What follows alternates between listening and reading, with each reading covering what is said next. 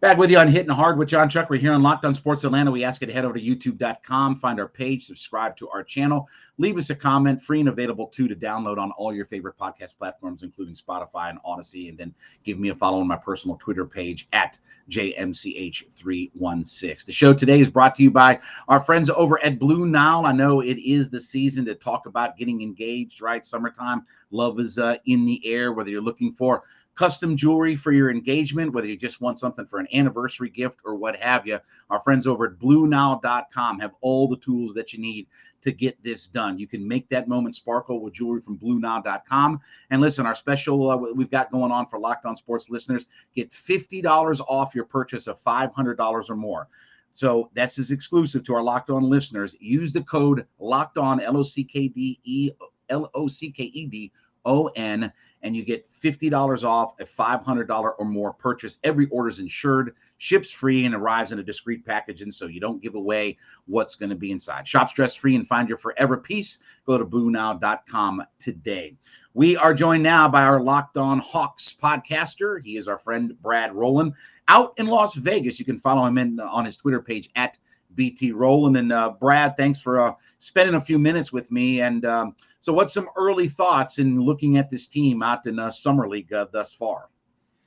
Yeah, Summer League is going to be interesting. This is an opportunity, of course, to see the young guys for the first time. AJ Griffin is sort of the headliner, the first-round pick. That'll be with the Hawks in Las Vegas, and his first professional action. And also some Sharif Cooper. I know he's a very popular player from Hawks fans, a local product, and obviously coming back for his second year. So a lot of attention to be paid. And the Hawks, of course, don't play until Saturday, so it's kind of a long wait for Hawks fans. They're excited to see this team with Summer League stuff been happening across the league the last few days, but have to wait till Saturday, unfortunately. So Cooper signed a two-way contract. So explain a little bit what that means, because obviously he has to spend time in the G League and only has, I think, limited availability, right, on the main roster. Yeah, Sharif is on a weird situation now where he's actually technically a restricted free agent, but they're gonna bring him back in some capacity. They can make him on a real contract if they want to. They can have him back on a two-way if they want to. I think he'll spend some time in College Park no matter what. And the question is kind of how much he is with the big league club, because they brought in Aaron Holiday to back up both Trae Young and DeJounte Murray. And one of the wrinkles with this team is having Murray as the starting two guard, quote unquote, but also the guy that they are planning on backing up Trae as well. So there's kind of a up in the air as to how many minutes there'll be for Sharif or anybody else behind those guys. So let's talk about the Schroder trade for a second. I mean, I think it's a couple things. I mean, and tell me if I'm off base, but, you know, they kind of picked Schroder, or I should say picked Bogey over Schroder, and it clears up $65 million. I don't think it was I don't know if salary dump is the right word, but it does make sense from a business perspective, doesn't it? If you are going to get in the luxury tax or make one more big move, you do at some point have to find some money to be able to move around, right? Yeah, I think that the deal may not be expressly about money, but it certainly it's a factor. You know, long term, they're going to have to pay DeAndre Hunter in the future. At least they hope that they're going to have to pay him in the future. You know, John Collins still on a long term deal. They bring in Murray now, who's going to be making a lot of money in the future. Trae Young's on a max contract. All those things. And Herter, well, that's a pretty good contract. It is 4 years long. And with Bogdanovich having some knee issues, a little bit older, I think it was also just easier to move Herter in a lot of ways. He had probably more value as a trade piece. And you bring in Murray ahead of him, and basically you have these three guys between Murray, of course, who's going to be the starter now, and behind him, Herter and Bogdanovich. They didn't really have necessarily room for all of them. So it's one of those, it saves them some money. It sort of rounds out the roster a little bit, and also it's kind of a natural, you know, long-term thing to kind of clear some space and flexibility. You think they could use Justin Holiday or Harkless as trade pieces because they are in expiring contracts, that if they need to just put a salary in to make things work out right, that could be what those guys are really here for? Yeah, I think Harkless in particular. I think right now Holiday is going to be in the rotation, probably as the fourth wing. Like, I think he'll actually have some value on the floor this year as a two-way guy, kind of a 3-and-D role player type. Nothing fancy, but someone who can play real minutes for them. Is on that kind of a little bit smaller track, but doesn't really have a role necessarily.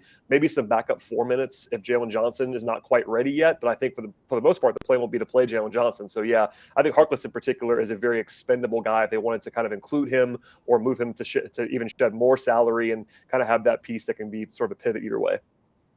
Brad, what do you think AJ Griffin's role can be with this team for this year? I think probably pretty small as a rookie on the big league club. I think we saw last year, Hawks fans don't necessarily love this, but Nate McMillan's not the biggest guy who's like an advocate of playing rookies. We saw it with Jalen Johnson. I think Griffin maybe a little bit more ready to play because of the shooting, but defensively he has a long way to go, and they have a lot of guys ahead of him on the depth chart between Murray and Bogdanovich and Hunter and even Holiday now probably. So I think they'll probably take their time with him. I think he'll probably play a little bit alone way, but he'll spend some time in College Park, I'd imagine, time purposes, if nothing else happens in front of him. And I think that Griffin also is still 18 years old. That's big for a prospect, and they know that it'll take a couple seasons probably to get him up to speed. So I would expect a minimal role for the most part, unless you get an injury or two, and then you kind of play at that point. To your point about young guys and rookies, is it? I mean, I believe Jalen Johnson's not there in Las Vegas, right? He's not part of the Hawks roster. Yeah, he had a non-surgical procedure after the season, is not ready to play yet. So it's it's supposed to be not a long-term concern. He'll be back for training camp, but he's not ready to play physically right now. I think he'll probably be out here with the team, but he's not going to play. He's not on the roster. So that kind of takes away one of the intriguing points, and it becomes basically Griffin, Cooper, and some supporting guys that are out here.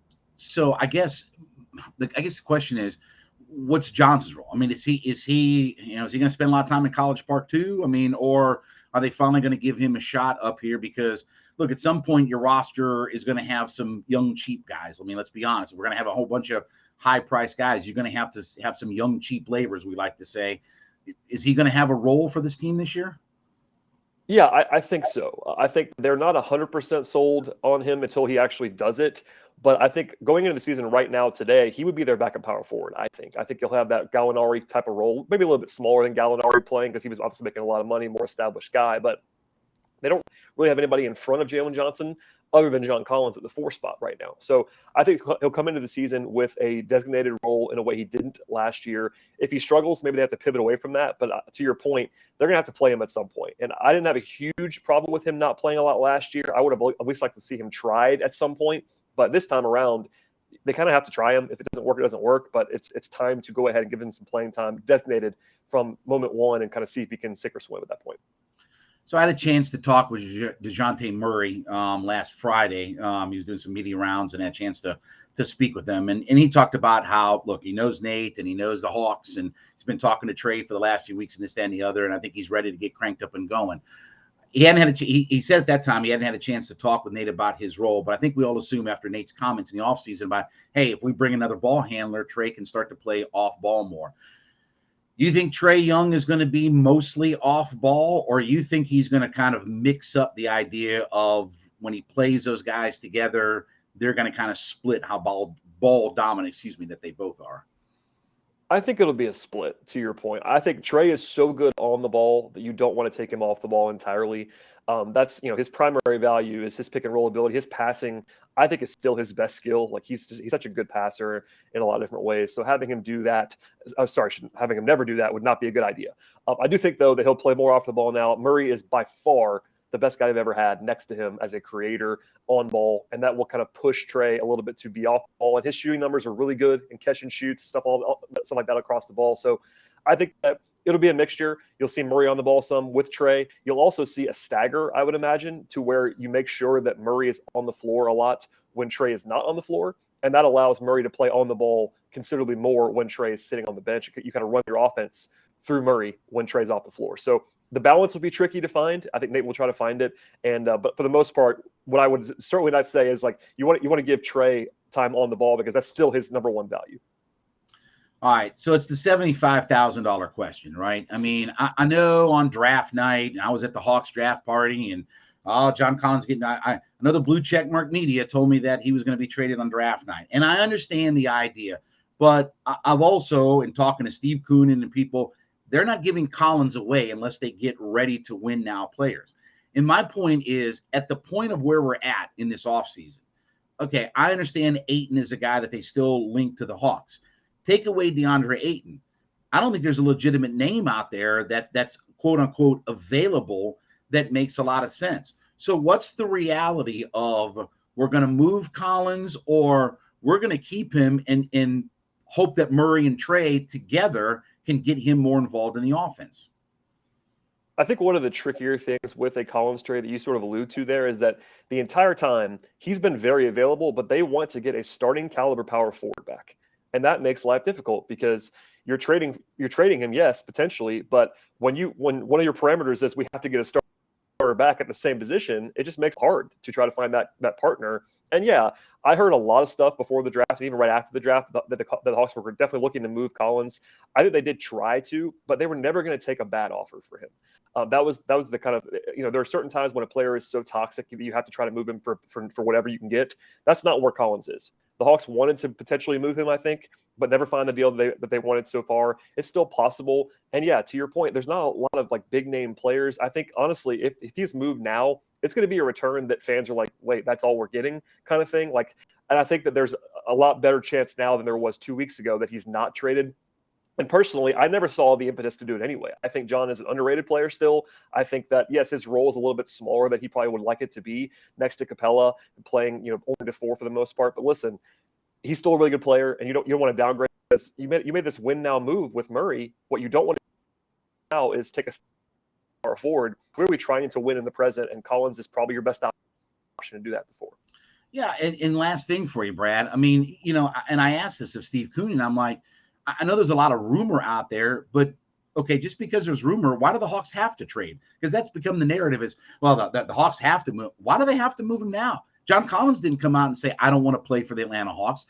The Hawks front office didn't say, we want to get rid of. I can tell you, Travis Schlenk didn't say, we want to get rid of him. To me, it's and I hate to say it this way, and I'm not picking on anybody, but again, it's a lot of media narrative about this, that where is the teeth behind all of this? And Collins is a 25-year-old player who still has a role, and he's got 2 stars in front of him now. You don't have to worry about being the second guy now. You don't have to worry about being a star. Go out there and be John Collins from a couple of years ago, and I think this team can still win a lot of basketball games this year. For sure. And I think the one thing that I was confident is that the Hawks were going to do something different going into next season, but they already did that. The Murray deal accomplishes that. Right. He's the guy that checks all those boxes for them. And once that sort of bigger move was done, for me, the impetus was never going to be move Jon, but once the changing move already happened, again, you're kind of looking for a trade that maybe still nets you a player back, but are you a guy that's better than John Collins in exchange for John Collins? I think probably not, unless it's a move that we just not heard about at all, which is always possible. I think once the Kevin Durant thing is over, maybe the sort of the deck chair shift across the league, and there's still a possibility that he's traded. But for me, it would never have been anything for me to move John Collins, and I think that he should be comfortable coming back. He's a team guy too. I know he's been in rumors for a long time. That can't be easy for anybody, but he's a pro. He plays hard. He'll show up. He'll play hard if he's back, and he'll be their best option, at least of the whole board that I can see. Check him out on Twitter at BT Rowland. And then don't forget, you can download his podcast free and available. It's on our YouTube page. It's on all your favorite podcast platforms. Locked On Hawks every day as well. And he is out in Vegas. Brad, we appreciate it, buddy. Thanks for checking in with us. And don't spend all your money at the casinos out there, okay? Thanks for having me, John. It should be a fun week plus here in the desert. You got it. When we come back, we'll talk about a couple of guys that are really in the hunt for Rookie of the Year with the Atlanta Braves. It's Hittin Hard with Jon Chuckery on Locked On Sports Atlanta.